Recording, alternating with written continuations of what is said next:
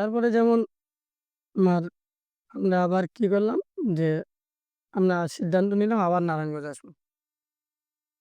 আবার নারায়ণগঞ্জে আসলাম। আসার পরে বড় ভাই গার্মেন্টসে কাজে লাগলো। গার্মেন্টসে কাজ করলো আমার খালাতো বোনের সাথে। কাজে লাগলো। কাজে লাগার পরে অনেকদিন কাজ করলো। কাজ করার পরে আমার বাপ বাবা আর খালা বাবা-মা মিলে আর খালা-খালু মিলে আগে থেকে ঠিক করে রাখছিল আমার খালাতো বোনের সাথে বিয়ে হবে। এটা এরা জানতো না। যখন দেখলো যে না আমার বড় ভাই কাজ-কাম শুরু করছে, কাজ-কাম করে, তখন এক পর্যায়ে আমার বড় ভাইয়ের বিয়ে হয়ে গেল। বিয়ে হওয়ার পরে আপনার একটা দুঃখজনক ঘটনা কি, এ হঠাৎ করে আমার শুনলাম যে আমার দাদি মারা গেছে। দাদি মারা যাওয়ার পরে আপনার আমরা মানে ওই সময় আমরা বড় আব্বা আমার বাবার বড় ভাইকে বড় আব্বারে বললাম যে, তুম তোমরা তোমরা লাশ রাখো আমরা বাড়ি যাইতেছি। তখন সে বলল যে, "না, গরমের দিন লাশ রাখা যাবে না। আমরা লাশ দাফন করে দিই।" ওর কি আর দেখতে পারেন না আপনারা?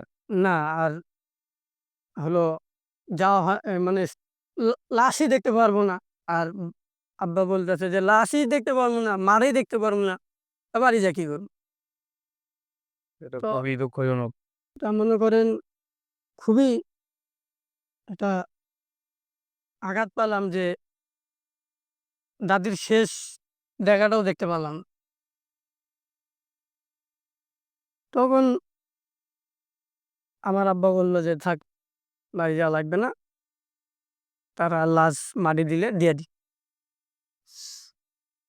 তা সে জায়গা থেকে পরে অনেকদিন মানে আমাদের ঘরটার ভিতরে একটা সামসুম পরিবেশ ছিল আরকি।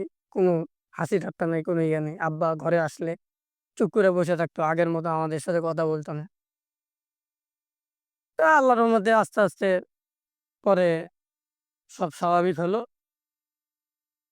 পরে হলো গিয়ে আমি আমার বড় ভাইয়ের দাদি মারা যাওয়ার পরে আরকি প্রায় বছর ৩ এক পরে আমি একটা সমস্যার সম্মুখীন হলাম। তা সমস্যাটা এতই গুরুতর ছিল যে আমার মানে বিয়ে করা ছাড়া বিকল্প কোনো রাস্তা ব্যবস্থা ছিল না। ব্যবস্থা ছিল না। তখন আমি যে ডাক্তারের ট্রিটমেন্ট নিচ্ছিলাম, সে ডাক্তারই আমাকে একসময় বলল যে, আমার বাবা নিয়া যে তখন আমার বাবা ছাড়া গেছিলাম। যে কি বলে শুনি। সমস্যাটা কি ছিল আরকি?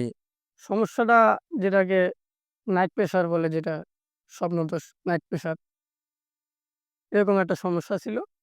এই সমস্যাটা হওয়ার পরে আমি প্রায় ২ বছরের মতো নিজেই ফেস করছি। যে হুজুরের কাছে গেছি বা কোনো কবিরাজের কাছে গেছি।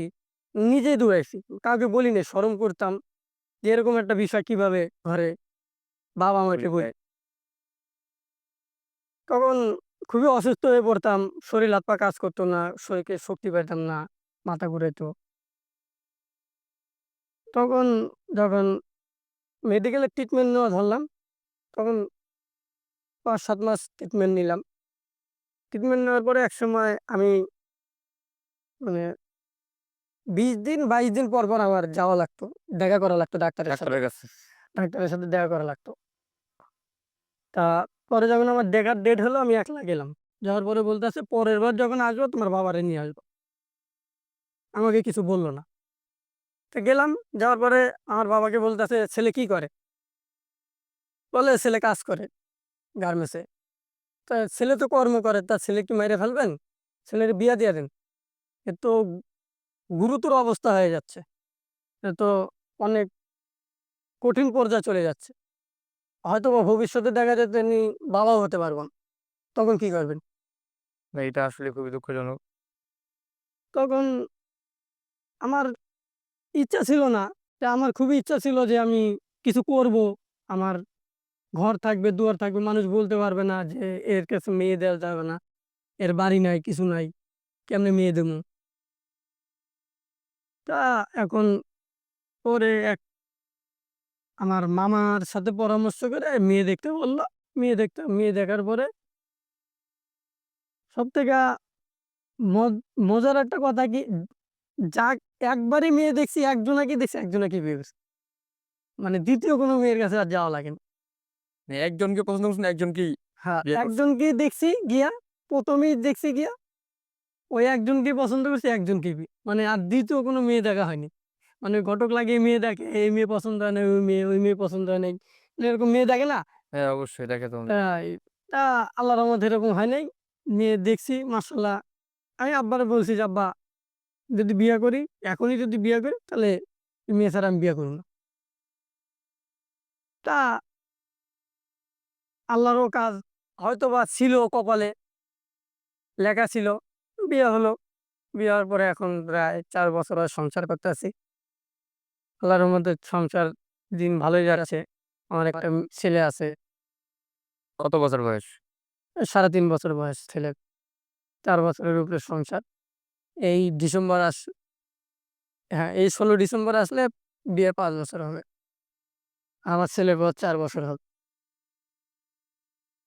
তা এই পর্যন্তই আমার একটা গল্প জীবনের আপনার সাথে। সম্মানিত বন্ধুগণ,